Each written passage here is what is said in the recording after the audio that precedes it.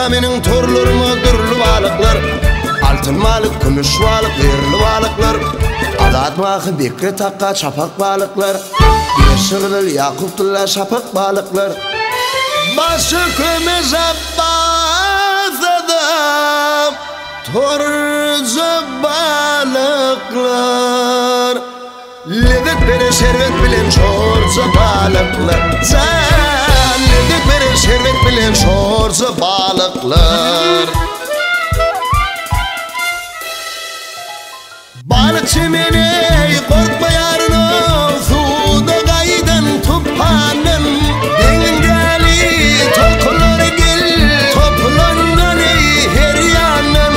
Balıkçı meni balık ilavu, balık kimin yarın, temiz temiz balıkları düdüm düdüm düdüyarın.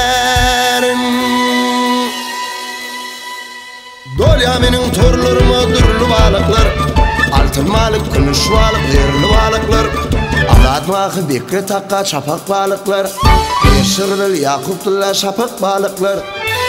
Başı kömez abbas adam, torca balıklar, levet bere şerbet bilen şorca balıklar. Sen levet bere şerbet bilen şorca balıklar.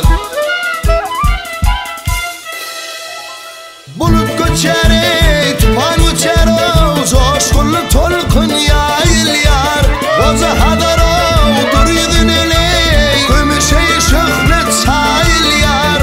Ana son oley, çıkar yarın o, al şerbetli torbami, pişir yarın lezzetlisi şorca balık çorbani. Dolyamenin torlarıma dürlü balıklar, altın balık, kümüş balık, yerli balıklar, adatmağı bekre takka çapak balıklar, Beşirdil, Yakup'tilla şapak balıklar. Başı kömez abbas adam, torca balıklar,